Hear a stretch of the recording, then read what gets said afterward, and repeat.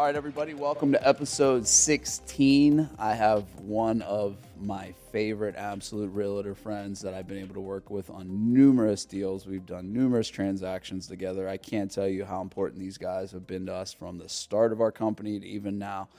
We have DJ Fairley of the Matt Durbin team, and they also go by Make a Difference. Mad Homes. Thank you. I like that. I That's appreciate super cool. the intro. Super Thank cool. you. Appreciate it. So you guys have done a lot of evolution over the years. And the reason why I wanted to kind of bring you on is one thing that I wanted to talk about. We'll get into a little bit, but it is your guys' culture.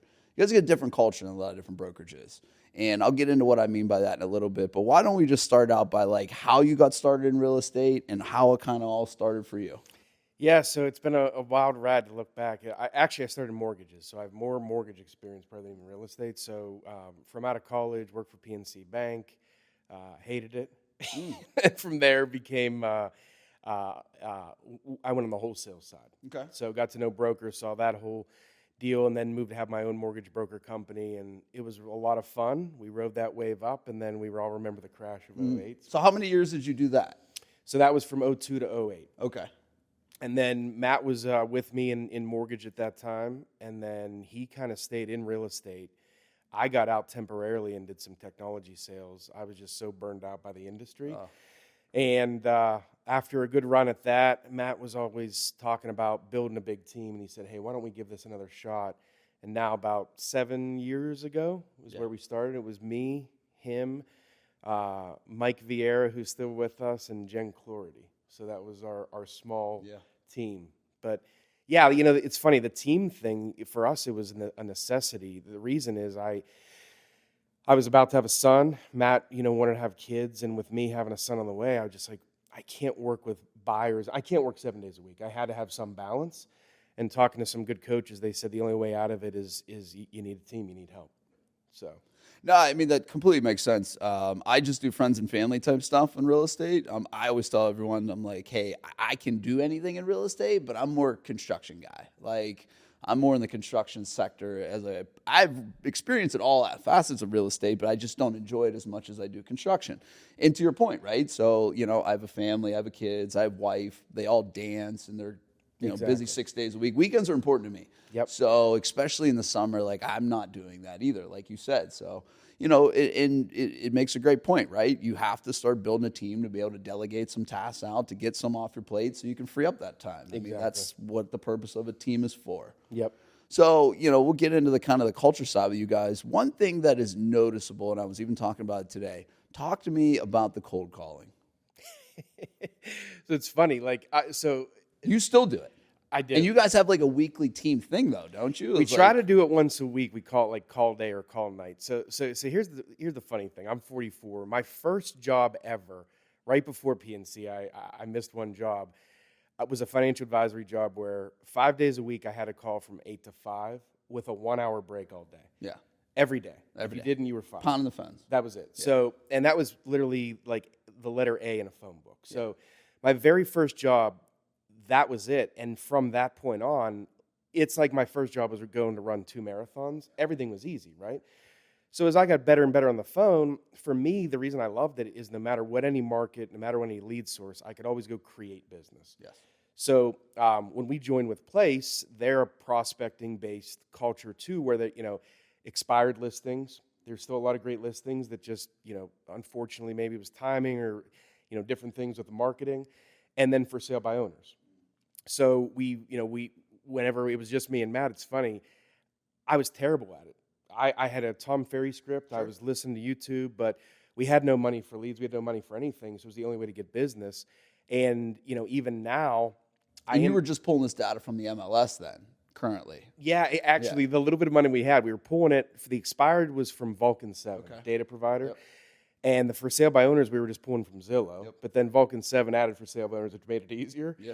And I was just using a dialer. And I was, maybe making 200-300 calls a day. If I got one appointment, I was thrilled. So, to keep that in perspective, it's like 4 hours getting yelled at, sworn at, and you get one appointment, the day's great, right? So, looking back, I was just thinking about that. Like, I failed a ton in the beginning and then got better, had my second, third closing. And now, now I'm happy to be able to, train other agents to be able to do the skill. Because when you learn that, especially now, like we're in a market where it's starting to come, right? Yeah. Inventory is increasing, places are sitting. A lot of places are priced, I would say, 6 months in the past. They were COVID pricing. You got 100%. it. So you're seeing more come off the market. You're seeing for sale by owners need more help now. So yeah, we still, but yeah, the call night, that we try to just make fun. Order pizza, order food, and just kind of call together because there's something cool about the energy in the room. Like even for me to hear them, I can quickly coach and help. But I feed off their energy, like when they have wins. So. I like it because I'm not. I hated it. I would enjoy cold calling more than I hate it. I like door knocking was the worst. Like that's like the in face to face. I'm with you. That's the face. Fuck you. Spit in your like. Pittsburgh's very tough to just knock on someone's door randomly, and they're like, yeah, we're gonna, like that was the worst. Right. So on the phone, you can build that skill. And that's something that you should, because that'll ultimately help you in your sales process. Exactly. That'll help you control the temperament of a client in the very beginning. That'll show you to kind of build up the prospect, understand all the key things you need to build to, and then move down through that, boom, boom, boom, boom, boom. Because what I've at least understood about cold calling is it's dun, dun, dun, dun. It's very robotic. Like you got to move them through this thing and get through that. And then if they don't tell you to fuck you or, hang up on you and, yada, yada, then you're in. You're in. No, you said it. And the funny thing is you figure, like, we have to talk to people regardless. No matter what. No matter where the lead comes from or the prospect. But I look at it now and I tell the team, like, to overcome fear, this is always my motto. I'm calling to help people. Yep. And for those that get really defensive, upset, I'm like, listen, I'm truly just trying to help you. If you don't want my help, no problem. I get it. Yeah. And it's a conversation that I'm trying to make connections, right? And I'm not going to connect with everybody. You're not going to. None of us are. Like the people that want to work with me and see my value are going to. The ones who don't, it's okay. To me, it truly is a numbers game. Mm-hmm. But like anything, just like you've built your business with tremendous success, it's the consistency. Mm-hmm. I even look back. You got me on 75 hard, and it was like. The consistency of anything in life done over and over again, doing the right things, you're going to have, there's no question about the success. Mm-hmm. It's so hard to stay consistent. Yeah, for sure. You guys do it a lot, which is great. And we do it a lot too, and we're getting ready to do it again. The thing I tell everyone about 75 hard is this. Like, it's not meant to do anything other than when you do it with your team and you do it with people you like, it's much more enjoyable. I've done it by myself. It's fucking terrible. I'm with you. It's awful. It's way worse. It's way harder. It's way harder because you have no one there that's like, hey, or pushing you or driving you. And then you start to see like the growth of every person. And I ultimately, and we're getting ready to do it again, as we're getting ready to go back into scale mode, I need like 75 hard makes you focus on a level that like people couldn't understand because you're extremely dialed in, your health's there, your fitness is there, your diet's there, your focus is there, because now you're compartmentalizing your day, and it allows you, like, what you can get done in the 75 days is insane. I think what's remarkable, and people think, like, you'll do, like, less. When I've done it, everything for me was better. Always. As a father, work was better, all relationships, my calmness, like, every aspect of life, I excelled. And everyone's like, well, how do you find the time? I'm like, you don't have a choice, right? Because you have to do certain things. But I think I was more productive than ever. 100%, because it's not a fitness exercise. No. It's hey, how can I time management to the point of where my life is now so fucking focused, and I can know that my schedule is, I got to front load my day, make sure I get half my water done, get one workout done, get my pages read, my picture taken, and I'm good. So now the rest of the day is I got to get another workout. I got to make sure I drink the other half of my water, and we're smooth sailing, baby. Right. But now it's by calendar, and we got to make sure that my calendar aligns with what I got to do, because no matter what, still got to take care of the kids, still got to take care of our clients, still got to take care of the team, still got to take care of all my personal responsibilities in life on top of all the things that I've created into my life. Totally. And when you can do that and hang in there for the first 15 days, you're like, yo, shit. But then it's like smooth sailing all the way until you get about to day 50, and you're like, oh my God, I have 25 more days. No, you're right. You're like, oh God. Yeah. I told people that. They're like, this isn't even bad anymore. I'm like, what day are you on? They're like, 32. I was like, call me at 50. and then let me know how you feel No, at at 50. 50, that last 25 is something. You're right. It's brutal because you'll start getting out there, and for some reason, we love to do it in the wintertime. So, like, you'll get out there, it's blowing snow, wind's blowing 30, you're walking, and it's something you can't really fathom doing. But once you do it, you're like, man, that's just, because what a lot of people will do is they'll keep some of the consistencies. And then some of them will fall. It's usually the diet. The diet will usually go first, and the fitness will kind of usually taper second. And the water creates a real challenge because then you're adding all these bathroom breaks that you're unanticipating that you don't typically have, which you wouldn't think would take up a lot of your time, but it does. So that, again, I always look at 75 hard is like if you can do that, and then that really is going to help you formulate and structure the way you run a business too. Totally. Because you got to be dialed in on your calendar. I don't know how you guys typically are. You seem very regimented on. No, you said it perfect. For every new agent, I always say that, like, your calendar, that's the number one thing. Yeah. And we try as best we can is, like, we have a power up every morning at 8:30, and that is kind of our make sure you're awake. Let's do some training. Let's talk about some wins. Quick half hour, right? Yeah. And do you guys do it as a company-wide Zoom or is this in person? Zoom. Or so because you guys, how many people are on your team now? 30. Okay, so you have 30.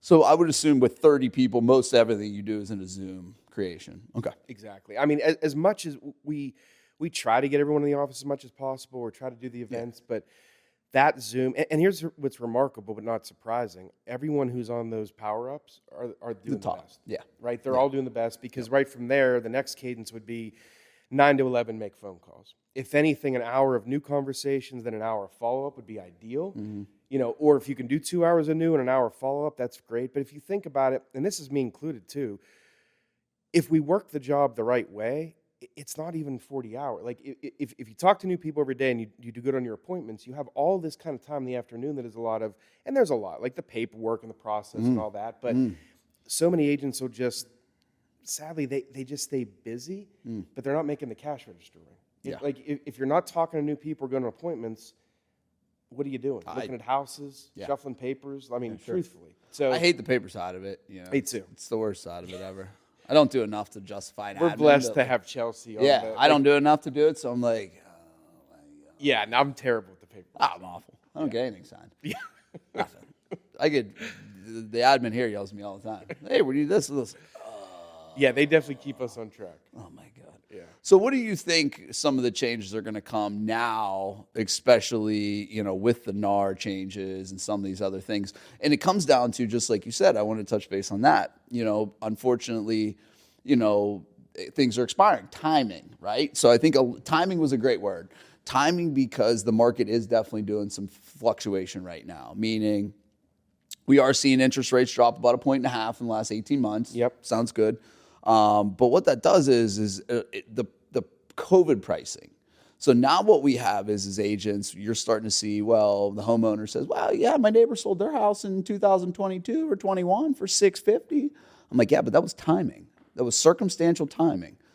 And it's hard to get that number out of that person's head because they're basing their decisions off of, my neighbor got $650. I'm going to get $650. So $650, I back the numbers. I should get $200,000. Da da da da. And I always tell everyone, and this is a circumstance that I think a lot of agents don't understand or any investors.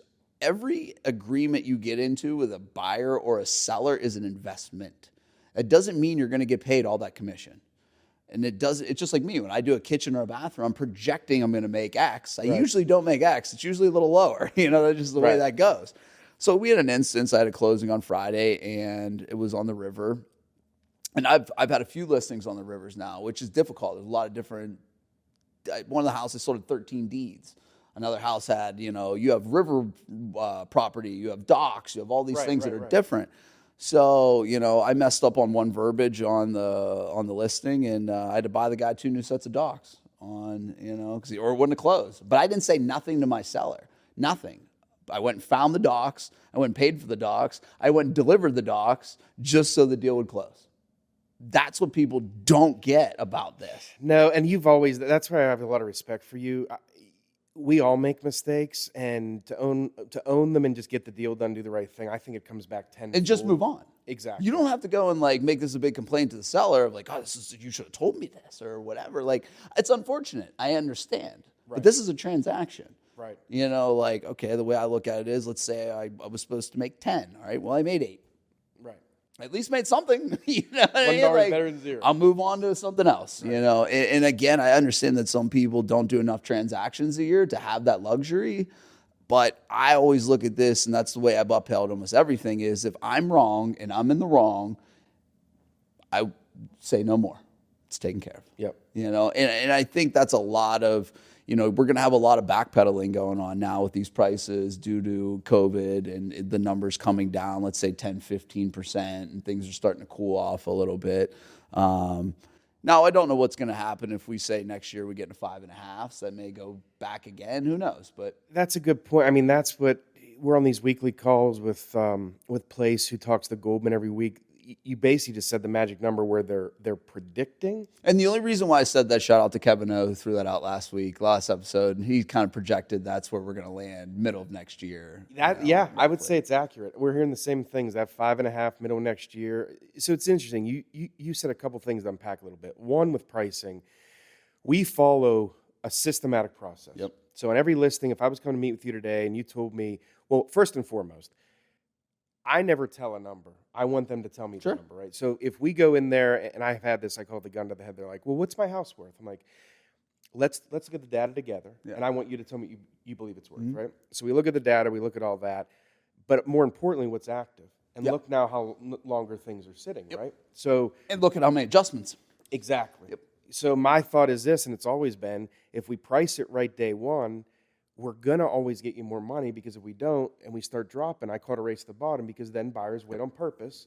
They wait and they wait, or they just give you a really low offer. Well, there's blood in the water. Exactly. Yeah, there's blood in the water. Yeah. You get 2 adjustments, full blood in the water. Totally. And they think, what's wrong with the house, like psychologically. So like the pricing, psychologically, everyone thinks we'll start high and go lower. I'm like, again, I'm not saying it's the time now we're getting 50 offers on everything, but still, if we price them right, because the consumers now are smart. They're looking at value, and they're studying Zillow and Realtor more than anything. So they know like in Peters, I know that's a good price, or I know that's a good buy, and you're going to get the activity. Because I feel in those areas, they're geo-targeted to an actual neighborhood that has a name. Yep. Like we're moving to Kingswood. Exactly. I know Kingswood average sale price is $700. So if you see some at 640, you're like, oh shit, You nailed I'm it. triggered. They know the numbers better than even the agents. Because what I'm seeing in some of those areas is they're moving there for friends. Their friends already live in the neighborhood. They got 7 different people that have been there who've already bought houses. And it's even the same thing when they're building. They hear from that person, well, that builder, I moved here, but this builder, it's the same thing, right? Right. You know? Well, and the reason right now, I think, like, it is harder. I mean, we're doing well. A lot of teams are, and I would say I give them a lot of credit, because right now it's just grit. Because the sales, I just found this out last week, sales are almost as low as they were in 95. So we should be around 6.5 million sales, and right now we're at 4.5 million. So that's like 2 million less sales. So we're actually, I didn't realize it was like the last time was that low was 95. So you think like we truly now are growing inventory much more quickly. Oh, yeah. We're lucky though in Pittsburgh. Like again, that's national numbers. Yeah. When you look at Pittsburgh, I feel we're more fortunate.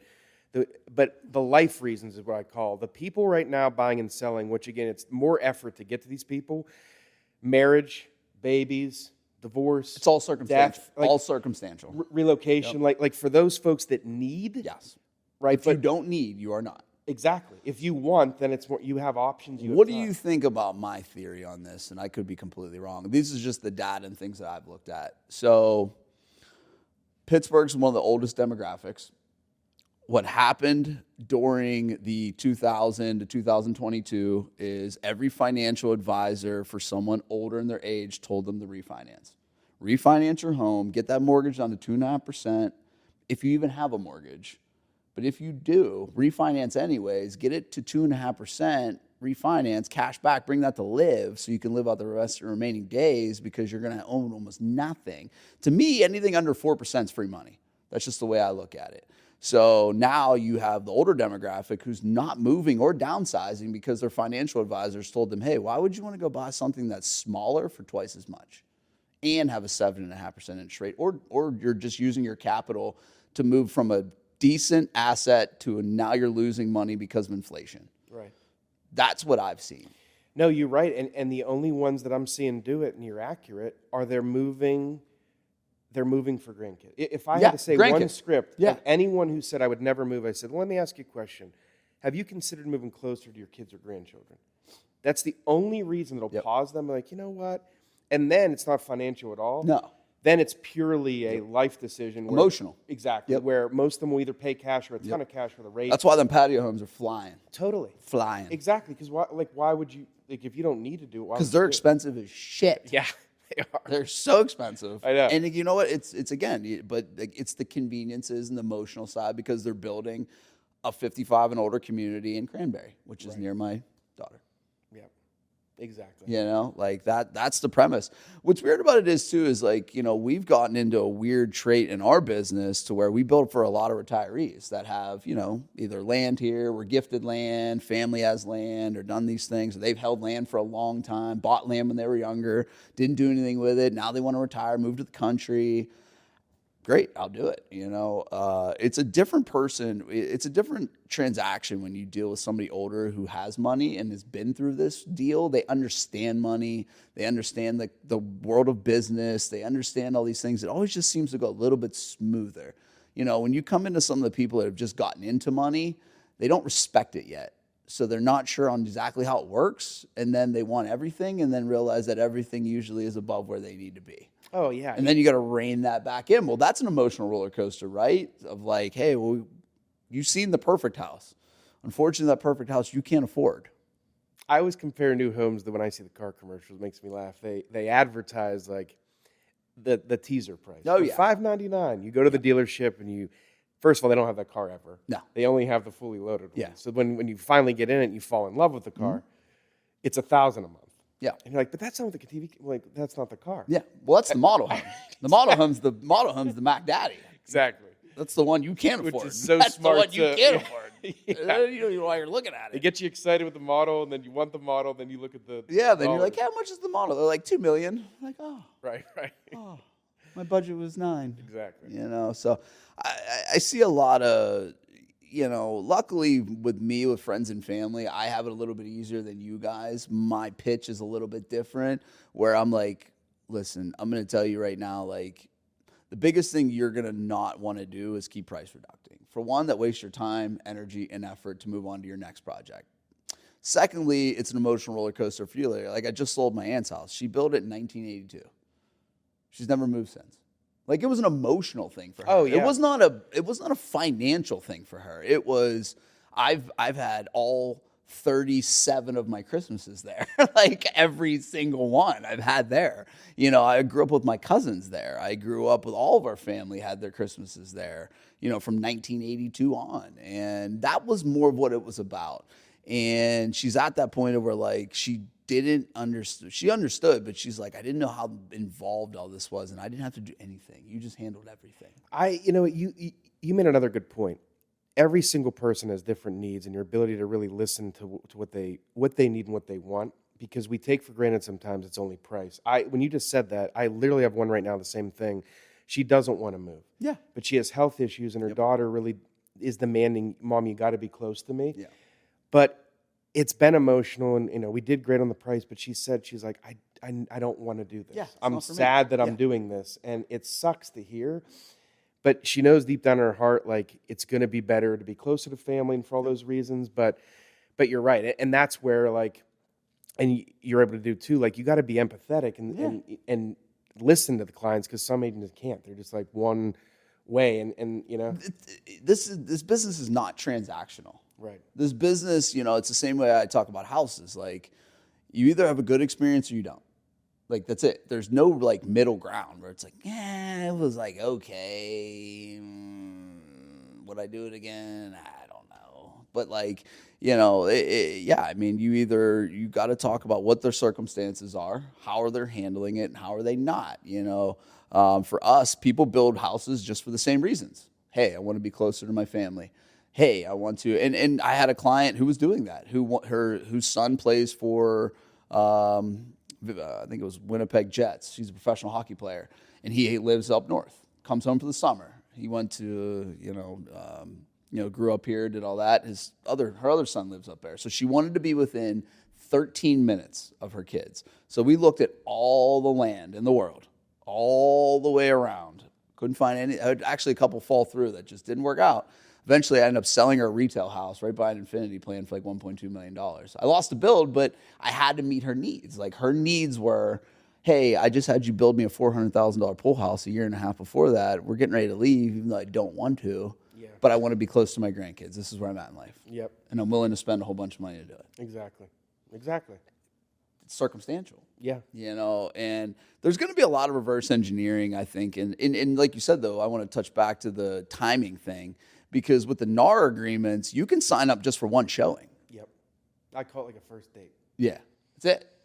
I say and for a lot of those, like that's where for our leads that come in from our listings is mainly where we get them, right? Yeah. From our ads.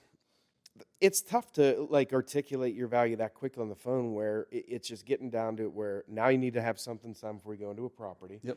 But I just want to let you know it's just for this one house if you want. For both of us to see if we want to work together longer. To me, it's always a two-way street, right? Mm-hmm. I may not want to work more than one house, candidly. Yeah. And then with the new commission thing, the way that we're explaining is simply, Bryan, one of three things will happen.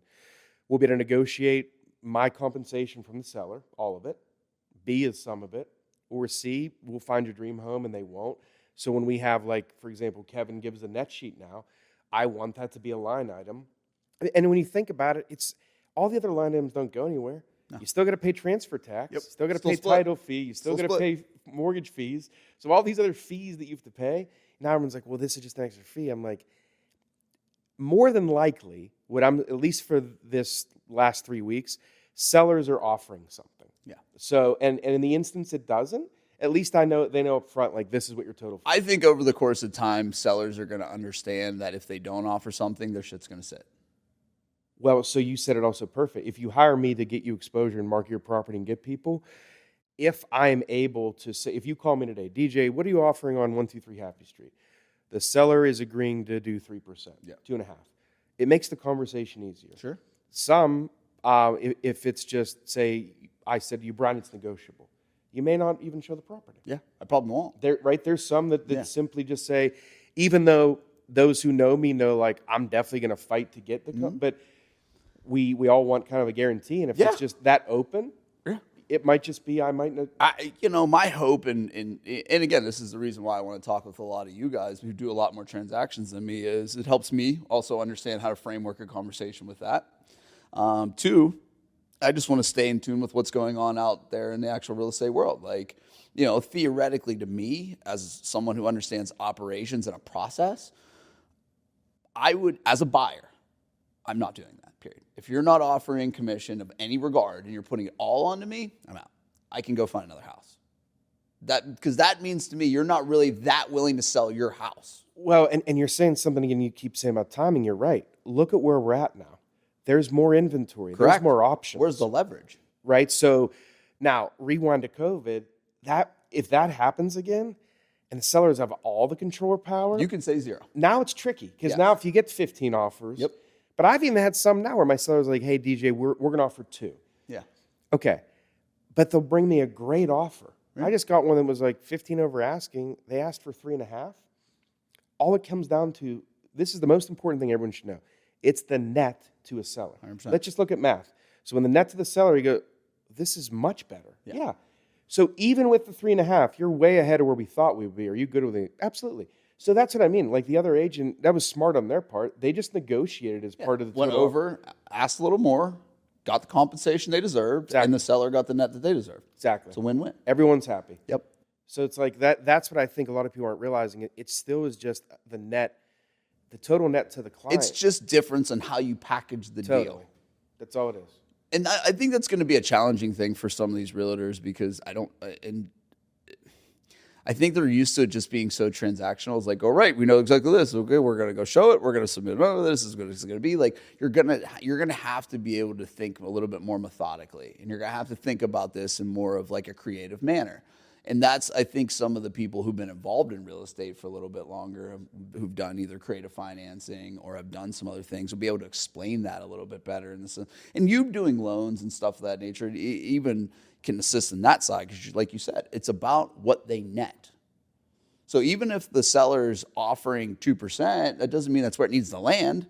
It's just if the seller says, or the person coming in to buy says, hey, we're willing to do this, we want 3.5, but we're willing to offer this. How does that sound? Totally. The hell's what does Another that one person selling it care if they're making more money? And I just had another one. Transfer tax is $5,000. Offer was not only over asking, said, if you give us a 0.5%, which came out to like $2,000, if you do that, we'll pay for all the transfer tax. So what's the net again? They're up 3. Yeah. Right? 5 minus 2 is 3. I'm like, I've got good news. Even with this, you're still up 3. Like, great. I love it. That's all I care about. That's it. It's exactly. Because again, I'm planning for my next move. And more, I think what's happened, this is what I've been doing lately. I don't love this, but it's happening. I'm going down on my side and I'm increasing the buyer's side.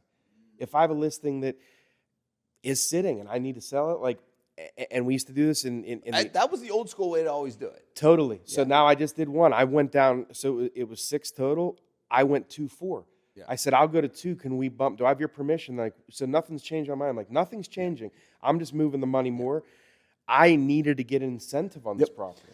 And you know what? I think that matters now more than ever because we were always taught that it's not really about the commission that's going to swing things. Now it is because now that's what the agent is immediately concerned with.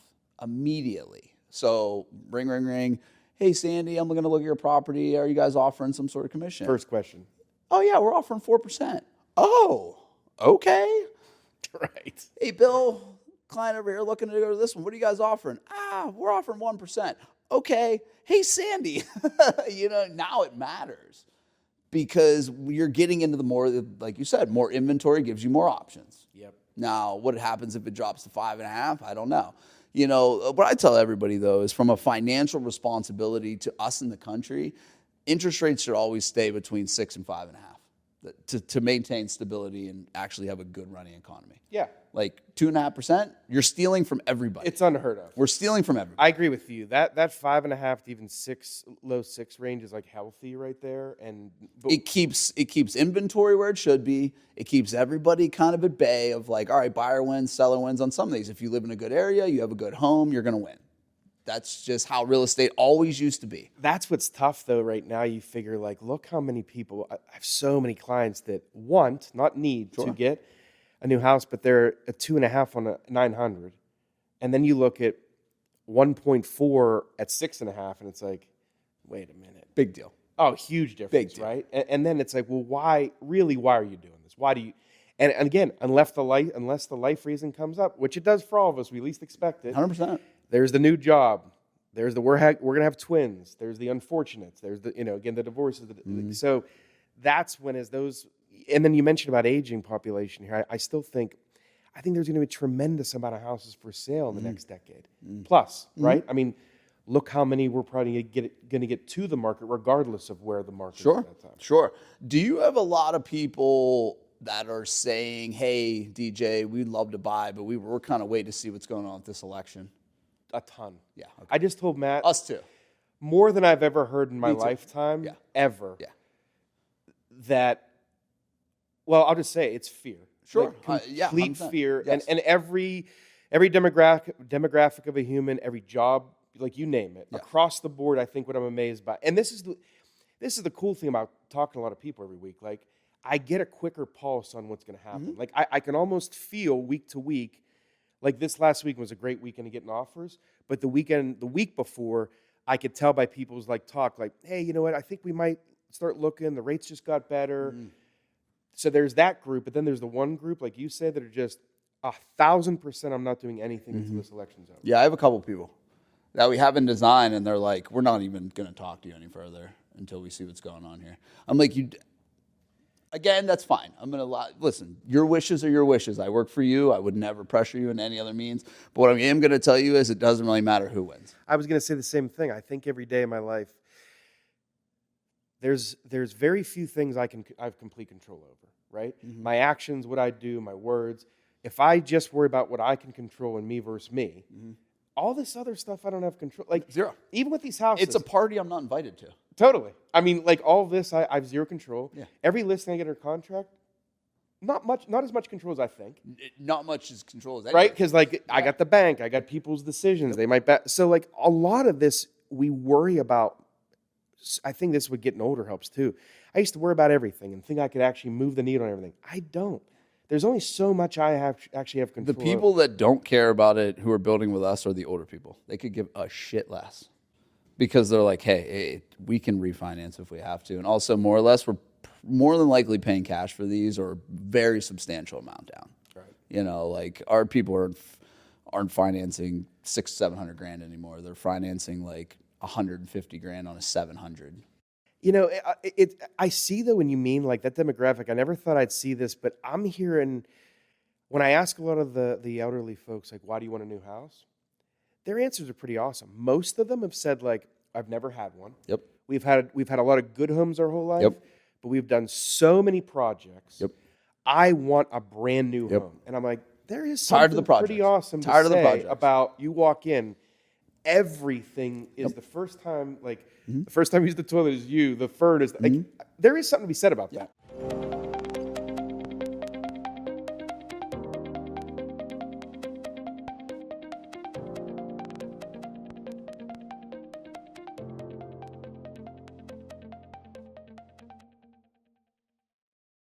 Again, it's, that's where I think, we're doing a lot of the different stuff too. We're shifting our model a little bit. We're going into some different worlds. We want to kind of grow growth again. We want to add $14 million. We want to add $14 million to our revenue in the next 12 months. And we're really ramping up marketing and this and that. And, we're going to offer an express lane of houses, with semi-custom to where you can come in, you can pick a valued floor plan. You have 7 or 8 options, different floor plans, this, and this.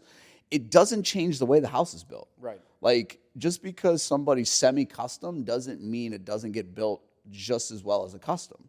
Now, there are people who think and are ready for the full custom experience. Most are not. And when I looked at our business model, we're the only builder in the state of Pennsylvania, at least that I know, because I don't do any research outside, but we're the only builder in the 500s and 600s that is 100% full custom. I was going to say that you're right. Like, I think that word gets thrown around a lot, but is completely not true. No. Like, to me, if I truly say custom, I can sit down with you, and there's always a place to start. Sure. Say we start with, okay, is it something like this? Yeah. But then when we're moving walls or adding this and adding that. It never looks the same as it did. Exactly. That's what I tell people. I'm like, when your name gets on that blueprint, it's not going to look the same as this one. Exactly. Yeah. Where a lot of the other ones, quite frankly, not to name any names, it's somebody else's house. Sure. That they're just saying, pick from A, B, C, D, E, and it's like, well, no, I want, and this is where it always gets shitty, is when they're like, well, I want to add another garage. Yep. I want this bumped out 10 more feet. Like, we can't do that. Yeah. So that's the talk of what we're talking about now inside our team is where's the cutoff? I still want to do that. Now, what we have that's an issue in our business is we don't have a production problem. We have a sales process problem. So our full custom world that we live in only allows us to get customers through the pipeline on an average of 6 months. That needs condensed to 90 days. So I don't, and I tell people this, they're like, oh, you're going to go more of a cheaper end. I'm like, no, my prices aren't going to change. My quality is still there. My value is still there. It's all in how I framework our process.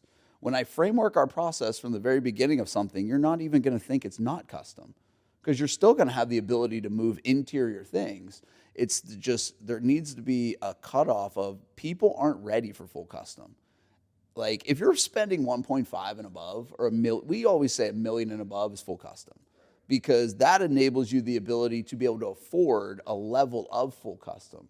Now, there's no reason that somebody who can't afford $1 million shouldn't be delivered a custom experience, because the quality is substantially different.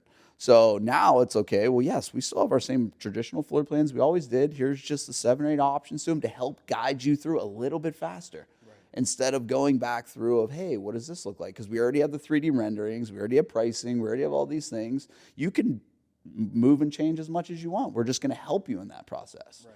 That's what we're trying to fix is our sales process problem, because I can't get 56 people through our process fast enough to get to the revenue that you want.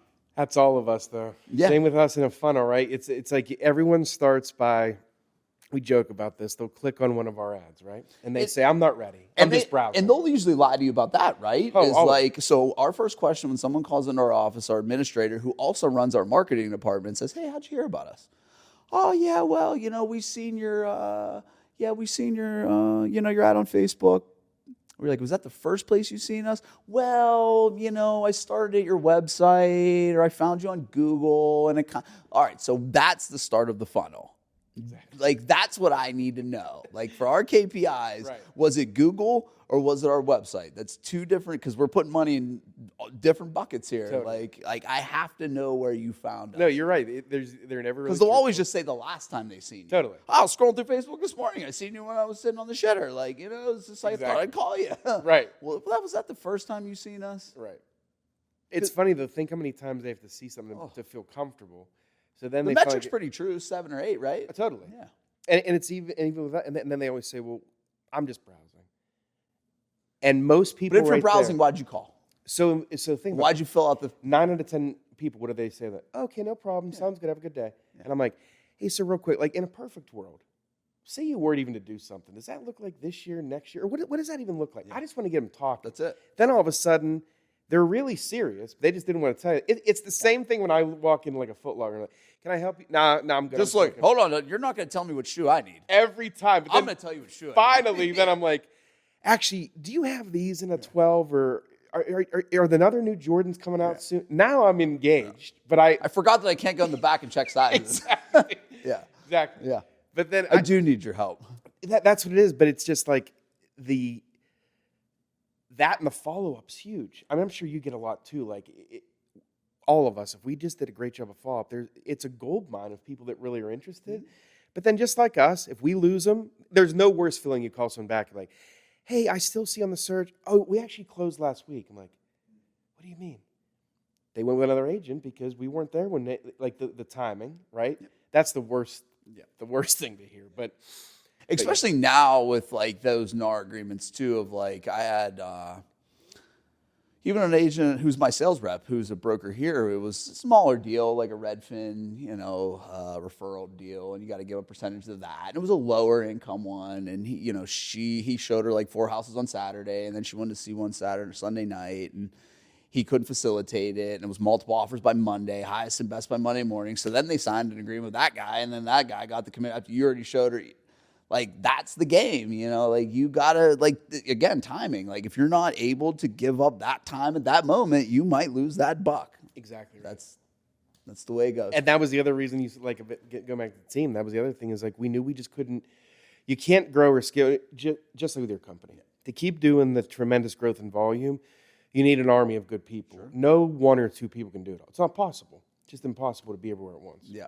So do you guys, with your sales positions, are you requiring and are you doing all the leads are coming in through your guys' marketing? Or are you requiring your sales reps to bring in X amount of self-performed leads a month? Do you have quotas you meet on your KPIs on that? It's something we always want to do better. I mean, here's the thing. We don't run like a hard driving, like if you don't do this, you're gone. Yeah. Like when you mentioned about culture. Yeah.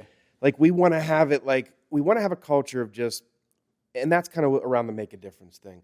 Because everything wanted to just always use a team name. Like me and Matt were talking, like we wanted everyone to feel more inclusive. And we do, I know you see my social, like we're always co-marketing everybody else. Like I want to shout the wins for everybody. Sure. But what we say, if you look at kind of this pie, you should get half your business from your sphere, friends, family. And a lot of people are like, well, I don't have that many. I'm like, how many contacts do you have on your phone right now? You probably have 5,000. Most people have at least a couple hundred. I'm like, everyone's in your phone for a reason. For sure. It's okay just to call them and say exciting news that, hey, I'm working here now. I'm in real estate. Anything you need help with in the future, think of me. And then just ask, like, how are they doing? Like, a lot of our sales, and I know you're the same way, just talk about them and ask them. Like, I see a friend on Facebook I haven't seen forever. I'm like, oh, my God, I didn't know you just had another son or something like that. Now you're connecting again. Yeah, subtle touch point. And then they're looking on your thing like, oh, you're in real estate. Hey, by the way, all of a sudden now there's a lead, right? Yep. So there's that side, but yes, we want them to as much as they can to make new connections because, again, we still do some realtor spend. Zillow, we stop, but realtors there. I don't know the future of all these lead things. I mean, eventually they could all go away. And it's what are you going to do if they all vanish tomorrow? How's anybody going to get business? Yeah. Right? So that's why I still like the reaching out to the expireds, the for sale by owners, the circle. That's the biggest thing that I love about you guys. That's raw sales. Yeah. Raw sales. And it still works. It'll always work. It works. It's just the consistency. Those that are willing to go through the trenches and understand sales like that will be the salesperson. Meaning, like, I'm at the point in my career, and I'm even a little cold on sales compared to what I used to be in my career. Like, I have the ability now, if I need to go sell Kirby vacuums, I 100% can. Give me 1 week to figure out your product and what's good about it, and I will sell to every single human being because I use the same model. Now, this is my opinion, and you've done a lot of sales training. You can speak to me on this as well. I've done a lot of sales training over my life. I don't think the sales training scripts work anymore.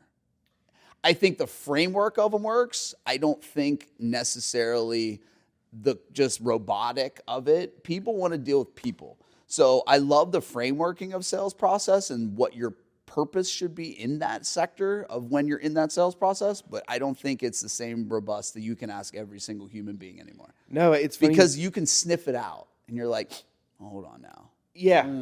Well, what are you pitching me? My script now is I'll say this. I've learned so much from all of them, but I've finally taken all these little bits and made it my own. Yes. But now where I agree with you about all sales has changed completely. And that Jeremy Miner is one guy I follow who's doing it the right way, like talks different.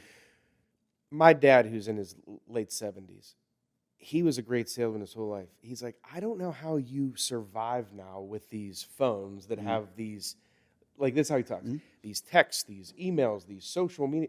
We are too inundated with information. It is crushing us. So if you don't sound different or genuine and let them know I just want to help you, they're hanging up within, literally less than a second. For sure. So that's where I agree with you. Like all the old methods, it needs to be refreshed, and there's a very different way now. What I say to my company and the sales reps there is what we do very well is we're very authentic. Like, you're going to get that feeling 100% when you come in with us, and that's what we want. My thing, and this has always been my sales metric, whether I was doing acquisitions for real estate or I'm selling as a realtor or I'm selling you a house or a kitchen or a bath, whatever it is, I want them to like me more than they like you. Because that weighs, there's a price point to that. That might weigh 10 grand to somebody. They might be willing to go 10,000 over because they believe in you, that they're going to get a finished product and it's going to be finished the way they want it. As opposed to this guy over here where they're just like unsure. Well, you nailed it too. I tell the agents, like, if you have no skill, if you're honest, you have integrity and enthusiasm, to win. That alone, I'd say, is 85 or 90% of everything. Just that. Yes. Because there was all a day we were all at zero before, and everyone, they asked me, well, how'd you win? I would be honest. They're like, well, how many houses have you sold? 1. So why would I go with you? I'm like, here's the good news. Think how much harder I'm going to work than the other people are. You're going to be my number one client. Like I tell them, what I can promise you is simple. I will work my ass off. Yeah. Everything else, yes, like we have, now we have the skill, etc. But I just say if you have a good personality, you're enthusiastic and have integrity, you're going to win so much more. Because I've seen people with way more skill that have terrible attitudes that lose, and they're like, I can't figure out. I'm like, and the thing about sales, and I believe in real estate too, is when you have one good year and you make a couple $100,000, you get super complacent because you're not performing anymore. You're not. I told my sales guy that the other day. Like, he transitioned from, and you might be, and anybody who's ever transitioned from a job to sales who gets low salary and higher commission, you're broke for a little while. That's the reality of it. Like, if you've never transitioned into a sales job, you're going to be broke. I don't know what else to tell you. Unless you have reserves built up from a really good job before, you're going to be broke. And I told my sales guy this. I said, listen, dude, you've been crushing it. You need to sell like this after you have a good year. This is how you always should be selling, because this is what I'm going to be looking for. And that once that starts to do this, you got a real problem, dog. Because I've watched so many salespeople go out, and it's just like what Kobe said about people, or Kobe said about people in the NBA. When he got to the NBA, he realized most of them play for financial support. Then when they got it, they're not that good anymore. Like, you lose that hunger because money does that to people, and you better be playing for a different game other than money, or you will just not be that good. No, and that goes again back to consistency. Yeah. If you're just doing the right things consistently every day, you never have that problem. But it's easy in this business to get sucked into look, it happened, right? COVID. Yeah. Now a lot of them are like, holy shit. Yeah. It's very and that's What do you mean the I'm other not going to thing. make $300,000 every year? And you have to be able to sell. Like our jobs aren't just like opening doors like TV shows and it's like, ta-da, the offer's accepted and we're going to close next week. Exactly. Yeah, you got to be a problem solver. You got to be creative. You got to do a lot of things. I mean, you also got to understand how to follow a process, And, for me in sales is I always tell people, if you're not afraid to talk about money, for one, even when we're biggest question I even ask a lot of people when we're interviewing new sales reps is, can you look at somebody dead in their eyes and say 1.3 million and be very confident? Because if you're not, that person's going to see that in your eyes and they're not going to feel confident either. That's the other thing. If you're not truly confident, they can feel that in 1 second. 100%. And as soon as you lose if you confidence, even bit a break when you're throwing out a big number like 1.357 million and 54 cents, does that sound good? That's a different conversation than saying 1.35 million and 99 cents. This is where we're contracts at. That's it. This is everything you wanted. And again, it comes down to fear. Like the reason a lot of people are confident, they're afraid of I say, if you just fall in love with the process, the outcome will happen. Yeah. You're not going to win them all. None of us are winning every single person. But again, I've always respected you that you're direct. That's how I've always, in everything, it's like, all right, here's the data first. Then I get right to the net sheet. Before I do anything, I want to get right to the math. And I say, let's look at the math together and make sure the math makes sense for both. Mm-hmm. It has to work for both sides. Yes. Line by line by line, quickly but slow, right? And then as soon as they see that, sounds good. And that's the other thing with confidence. Like right now, the fee. Are there agents that are going to do it for, or brokers, I'll do it for 1%. I'll do it for $1,000. That's okay. Mm-hmm. There's always going to be somebody cheaper. And I just say, we're never going to be the cheapest. I'm not saying that we're the most expensive, but. Great thing to transition into as well is, are you guys holding a minimum for your agents? You're not allowing them to give leeway and say, yeah, we'll do it for 1%. Yeah, 2.5. Okay. That's your minimum. Always. Okay. Yeah. Because I was going to say, because that's a thing. I mean, people are doing that, especially newer agents. I mean, in that, and I know I said before, so I'll have to go backtrack when I said, say on that one instance, like on this, it's a $700,000 deal where I made the decision to go from the 2 to the 4 just because they wouldn't. Sure. Are there times like that? Yes, but here's the other thing. We know this. I don't want to create any bad habits. No. And I always want to say, if you articulate your value well enough, you're worth that plus more. Quite frankly, I think in this market, I think agents can make more. I agree.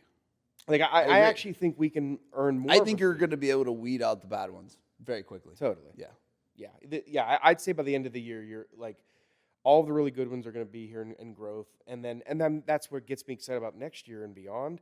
There's going to be more market share, I think, for less people. And I love them all. It's nothing against anyone. It's just that's the fact of life. That's like nature. Can you elaborate on that, on what your thoughts are? Yeah, I think there's a lot of people. Well, first of all, on the buyer side, I think it's difficult to articulate enough value to say, regardless, this is my fee, and look them right in the eye and show a net sheet that says, Bryan, it may be you paying me this. It's not likely, but are you okay with that? Do you see enough value in me? What would I be doing for as a buyer's agent, in my opinion, that's valuable? Off-market has always been a big one for me because we have a lot of upcoming listings. You've done great at it. If I can do right now, if you told me, DJ, I'm looking in Peters, I want this, right now, here's what I'm looking for. And I'm like, Bryan, I actually have a couple that might be a fit. If I send you something that's not available, I think that's valuable, right? Totally. Immensely. Secondly, because you don't have the pressure to make that decision this. Exactly. Everybody's happier. The seller, the buyer, it's technically not on the market yet. You can all go at your own pace. Yep. And for a buyer, you might not have the bidding war. That's a big, mentally, even though it's not as prevalent now, it's like they got scarred from COVID. The ones who survived, they're like, I don't want to ever do this again, right? B, we're brutally honest when I take someone through a house. If I see something, water, mold, something just bad, I'm like, let's just get out of here. Yeah. I think that's valuable because you said it before. The ones who have commission breath, they're just trying to write a contract. They're not looking out for them. Nothing makes me more frustrated than a first-time home buyer, their first house. Water's in the basement. The foundation it's bowing. The the roof needs replaced. Like, all this shit's going to happen. And if you aren't honest with them, they're going to remember that the rest of their life. You want to look out for them and get them somewhere where they're not writing another check in a month or two for 10 grand. Or because most people can't afford it.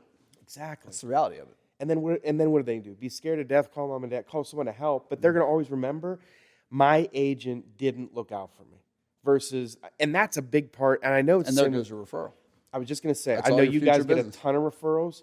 Most of ours now, like we were looking at that, almost half our deals are referral. And we don't do the best job marketing. We kind of suck at it. And we got to do better at like pure marketing. But I know we do good work. And they don't forget that our work.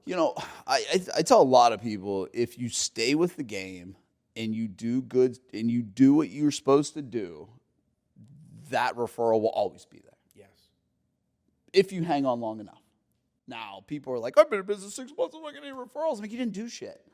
You didn't do shit yet. Like, do business for 4 years and then track all your referrals and then tell me. Because I bet you 90% of everything you have is referral based. Yeah. Sorry, that's the give and take of the service business, regardless of what you're in. Because like if I go to a restaurant, I'm at a family picnic, I'm like, oh yeah, we went to this restaurant this weekend. The service was fucking phenomenal. You should definitely go. Because of the lack of the service industry right now, you're like, hey, this service here, phenomenal. Food was excellent, came to me quickly, people were awesome. That's my referral. Totally. But I could go the other way and say the server was awful, food took forever, yada, yada, yada. I really wouldn't recommend it. Yep. Exactly. You're swaying people because of that, even if it's just a conversation. Totally. Because that person in their head's going to think, on a Friday night, if the husband says, let's go to this restaurant. Oh, Bobby told me that restaurant was terrible. We should probably go somewhere else. I don't want to ruin our date night. That's the power of it. It literally just happened with that woman I was telling you about who doesn't want to move. But and I know you go above and beyond. A lot of little things. Yeah. She's older. She's like, she was away at the new closing. She said, can you pick up my mail? Like a couple of these little things. I'm like, I'll help you, no problem. They had a Labor Day picnic in their community. She handed out, and she asked me for this. She's like, I want like 20-year cards. And I was like, do you need that many? Yeah. Seems like she gave everybody a card in this community. I got 2 calls already about listing. And you said about how much, and they trust her. She's like the one person in the community that everybody trusts and loves. That's it. And that was it. So, the relationships. Everything's relationship. I don't like. I think people get super short-sighted on relationships, and people don't understand that you have to spend money on relationships sometimes. That's the way it goes. I bought that. So the seller, I got to meet him of that river house, older gentleman. Obviously, he told me some of his motives, some of the things he was into in business, some of these other things. I'm like, I could have pushed back on them docs. But why would I not want to create a relationship with you over $2,000 that might resonate to me then doing this with your friends and this friends and this and that? Because when we were done, he looked at me dead in the eyes whenever I came down there the next day and delivered him on a trailer, a buddy of mine, and we unloaded him. He looked at me and goes, man, I can't tell you how thankful I am that you made this right. Thanks for the relationship. That's the game. Like sometimes you buy the relationship, and that little $2,000 might resonate to $20,000. Easy, or 50. Or that's what I'm saying. Like people get caught up in money. Totally. Like $2,000's not going to swing my life either way, and we're very fortunate for that. So yes, I'll gladly make this right, move on, and I'll get another referral from your friend. Hey man, that guy went above and beyond. Smooth transaction, did exactly what he said he was going to do. Yeah, because people don't do that shit anymore. Because it comes down to now he trusts you. For sure. Once you and he knows that in the future. That's what I said for the longest time when I built my business is like I reached out to the agents that I knew because they knew I would do exactly what I said I was going to do. If I say I'm going to build your house, I'm going to build your house. I don't care what it takes. You know what I mean? So it's that relationship base of stuff. I bought things from guys who I wanted to be inside their friends group. But how do you get someone's attention other than breaking bread with them? That's how you do it. So then they know you're real now. Hey, man, yada, yada, yada. Can I get a referral from this? Hey, man, thanks for the awesome, did this, this, and this. Like, hey, man, can I get a referral on this? Like, just want to pick your brain real quick. They're more opposed to it as you never spending or adding value to someone's life, and you just DM and I'm saying, hey, man, can I grab you lunch? No, I don't have time for lunch. It's funny. I always think about when people are trying to get our business, like anybody who's ever sent anything to me. Can I take you to lunch? No, you cannot. Right. Like to me, it's always like, what are we going to talk about? Right. But say you threw me, if you didn't know me at all and you threw me a lead and it worked out, I will be so reciprocal now to you. And I feel that I owe you back too. Immediately. 100%. I get into the aspect of it now to where when I'm especially now with our vendors and subs, I'm not bought into your company. I'm bought into the jockey who runs your company. So if your company gets sold and that jockey is no longer there, I'm out. Like I bought into the convenience of what this guy offers, and he does me every time I'm needed. Me and him are good. I call for something, boom, boom, boom, I pay. We do this. I don't argue with price. It's the same thing like you said with value. Like, I don't argue. I got to a point in my life that I'll never argue with somebody's value, even if I don't think it's your value. So let's just framework that. So let's say that you come to me as a subcontractor inside my business, and my previous contractor will do the work for 14 grand. You come in at 20. All right, cool. I'm not going to negotiate with you because that's what you feel your value is. That doesn't mean I'm going to use you, or maybe I will. That doesn't mean I'm going to use you again, because until I see your process of where you're at, I'm not stuck on numbers. Like, I'll pay more for good service, right? Repeated service, right? Because what that does is that simplifies our job of the 97,000 moving parts that we have. I only got to worry about 96,800 now. Because of that 2 pieces right there, I ain't got to worry about that. There's peace in that. No, and there's 100%. simplicity in that. Like, people get too strung up on dumb things inside business and this and money especially. Well, you bring a great point. Like, all the relationships we have, and we use a lot of the same folks. I don't look at, for example, the lenders. I'm not asking where the rates are. I just know they'll get it done, and I'm 100%. The plumbing company I use, they are more than a lot.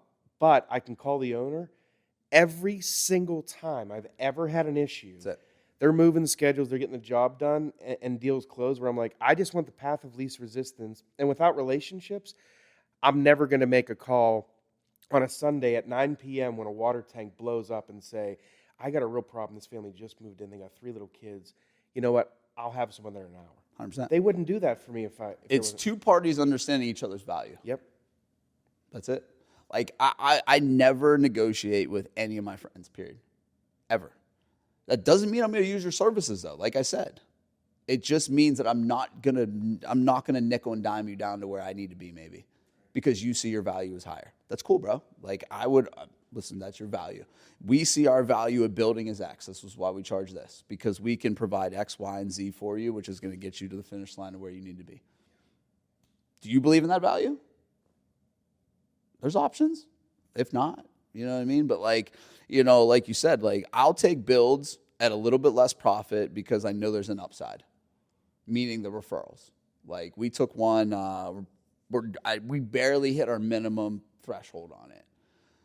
But I got a referral from them to another gentleman who's retiring and selling the company, who's building something that's way above the threshold. Right. That's the value. Right. You know what I mean? Like, people, it's a mindset in business. And I think a lot of people don't know how to reverse engineer relationships. They just keep trying to figure out how to drive revenue. The problem about driving revenue is you're not necessarily driving the most efficient revenue. So, like, again, when you look at the referrals bucket, what's your percentage of closing it? 80%? Great. What's your conversion rate to a dead or just a cold lead? 15%. Exactly. And it costs you more money to go. Your cost per deal. Exactly. That's what people don't think about a lot of the things that go into this when you're spending ad revenue. That's the tough thing is, being a team, like an owner, right? Like, once you really start to think about things differently. Oh my God. And then you think, well, you just said it perfect. The referral business is the most profitable, the most fun. Yes. The easiest. Yes. But then most of what we're chasing, though, is the most expensive and the lowest converting. Yep. It's the wildest thing, right? Right. Exactly. People don't reverse engineer it. So, like, again, let's go back to what you said before. All right. So we built our referral business. Awesome. So then we're having less of these conversations. Well, we're just not interested right now. Why? Why are we eliminating those conversations? Because the referral businesses, these people walk into your office with their guard down. not their guard up. So now you're not having to open the gate to the door or the door to the gate and walk through it. It's just an open fence. That's how you build real relationships, you know? And again, it comes down to doing the right thing, you know, people understand, like when you tell them something, they're not forgetting because they're only dealing with you. I understand that you may be dealing with 13 other prospects or 14 other prospects, but they're not. They're dealing with you and maybe 2 other people. Now, when I walk into a remodeling job or some other thing and I see 14 business cards on your desk of other companies, I'm not sure we're the best fit for you. I'm just going to be hands-on with this, if this is what you're looking for. Because it seems to me like you're very around price. I'm going to give you a proposal no matter what. I'm just saying, here's our value. Yeah. It comes at X.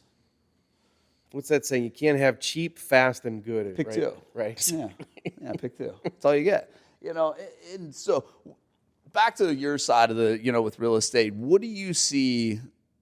Where do you see the most opportunity in the next couple of years with the stuff that just happened in NAR? And also, you know, just as any agent looking to start out, where do you see opportunity? First, right now, huge opportunity for buyers. Huge. And my feeling around the buyers is, again, the same thing. Let's not worry about where rates are. Rate is actually irrelevant. What really matters is monthly payment. Correct. Right? Very so correct. let's focus on payment. Let's focus on if I can get someone in their dream home right now, and this is what I say every day, and it's the truth. Let's say, just for argument's sake, rates go to 5.5%, 5%. What's going to happen? Demand spikes. What happens when demand spikes? Prices go even higher. I would much rather be the person that made $40,000 in equity over the next year because I bought now, versus, let's say, what did I save on a rate? $3,000 in a year. So what would you rather have, 50 or 3? You can't outpace inflation. Exactly. So for me, again, this is always math. So buyer opportunity right now is huge. I think it's also a good time to sell because the buyers that are out there are serious, Yes. right? They're ready right now, buyers. The ones that are actually ready. Exactly. They're buying. Exactly. Yes. And then again, from a next year and future pacing, 25, 26, I think you said it perfect. We're going to be back, I think, to a healthy, normal market, hopefully, where rates that 5.5 to 6-ish or low Where it was sixes. pretty normal for your house to be on the market for 25 days. Exactly. We actually came up with a 49-day listing contract for that reason. 7 years ago, everything was selling Everything. around like 30 to 49, but never over 49. So we just said, let's just come up with it. Yep. Because what it did was nobody really held an open house until like the first 3 weeks in. That's how the market used to be. When I got into real estate in 2012 and I started in flips, I'm like, if you got an offer within the first 2 weeks of a flip, bad motherfucker. You were pump. But you would always estimate your hard money holdings for at least 60 days. Exactly. That's how it was. Now everyone's like, nope, 3 days. That's all I got. Like, that's crazy. That's just not reality, folks. You know, and that's what I always try and tell people. And I'm with you. Your thinking is identical to my thinking. Is what I tell people is now I'm doing it. I bought the most rental properties I've ever bought in the last 2 years. Why? Because I'm catching that upswing. I'm catching the next swing. And I'll probably sell half of them off and then pay off half of my portfolio. It's true. Because the interest rate is so temporary, but the appreciation is not. Exactly. Everything comes back to timing. Exactly. So I had a buddy of mine build. A friend of mine, we built him a house in Peters. He found out that he's really not the Peters type. And that happens. Great, lives in a nice community, beautiful. He's like, bro, I'm going to sell it for sale by owner. Close to $1 million. What are your thoughts? I said, terrible timing. Terrible timing. He said, why? I said, well, why don't you look at the market? I said, you're at $1 million, which is already extremely uncompetitive in results. What I mean by uncompetitive is it's the 1% of the 1% in Pittsburgh who can afford it. And I said, 2, look at Peters Township. You have 7 open developments right now. Anyone that can afford $1 million can afford anything below. So they have all the options. Exactly. It's not good timing. Let the developments run through. Let Infinity sell off their development at $1.2 million. That's your biggest competition at $1 million. Yep. I said Miranda's not your competition. Fox Lane's building townhouses. You have Eddie's almost done. I said let these things fizzle out. Next year, sell at $1 million, because you'll get that $400,000 in appreciation that you got in the last 2 years. Right now, what's it doing? Sitting. Oh, he has it up right now? Mm-hmm. Yeah, sitting. Just like I told him, it's bad timing. because there's too many options for the people who can afford that million and above. If you can afford $1 million and above, you can afford anything. So, like, you know, I always tell everyone, I'm like, you got to think about this logically. Like, let's just say whatever happens. Look at all the upswings that have happened regardless. In the suburbs, you're going to get 8 to 9.5% appreciation on your house a year anyways. That beats any money market. Oh, yeah. So the cheapest time you can buy real estate is the time you buy it. Right. What the fuck are we second guessing here? Like, what? You're 6.5%. I got loans on some of my rental properties at 7.75. I could care less. It still makes sense. I'm still cash flowing $300 a month, and I'm still going to get the upswing. You just said it. It's just math. It's always just math. So this is what I told to my office manager. I'm like, okay, let's think about this. I said, she asked me, she's like, what's your investing strategies? I said, mine's different because I have an income that pays myself. So I'm buying rentals for tax purposes and wealth building. I said, all I want is the 20%. 10 houses, 20%. That ranges from $25,000 to $50,000. Times that by 10. That's $250,000 to $500,000 in an upswing. And that's not even including the upswing. That's just the money I have in equity. Right. What are you talking about here about interest rates? Why are we even talking about interest rates here? Again, you focus on the wrong stuff. All the time. Yeah. That's our job as salespeople, though, to direct them to what it actually matters. When you say net payment, that's what matters. Exactly. What can you afford? Right. Right. Who gives a shit about these interest rates? Like, I get it's a big deal when you're locked in it too, because again, it's mindset. Because you're like, oh my God, I have like this thing, oh my God, my payment. I'm like, no, I understand your payment. But what are you going to do with this house?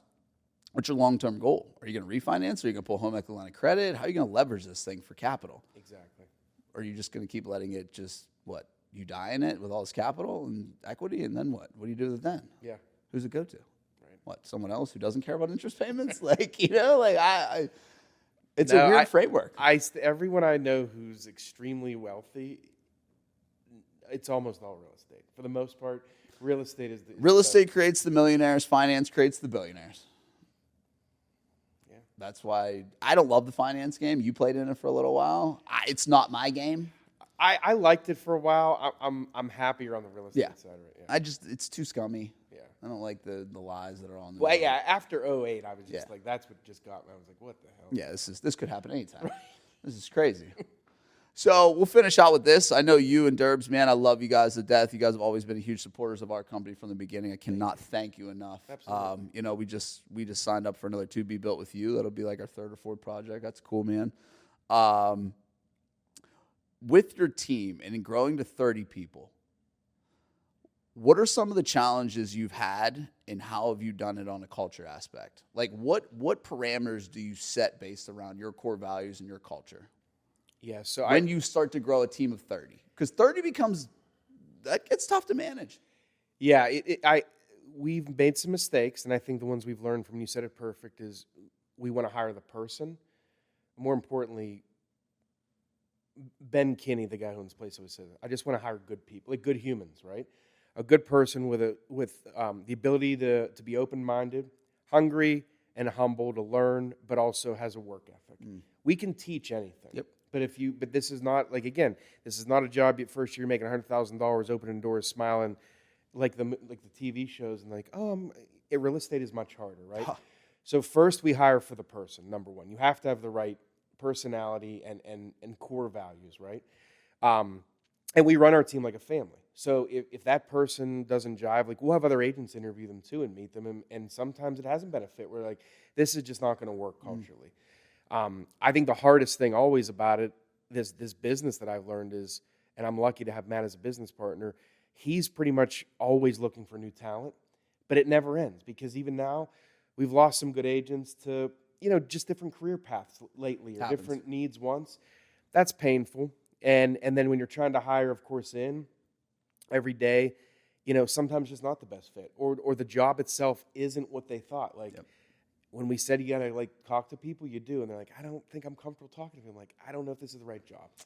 Right? Not on this team. So you always have there's the two pipelines that can never stop.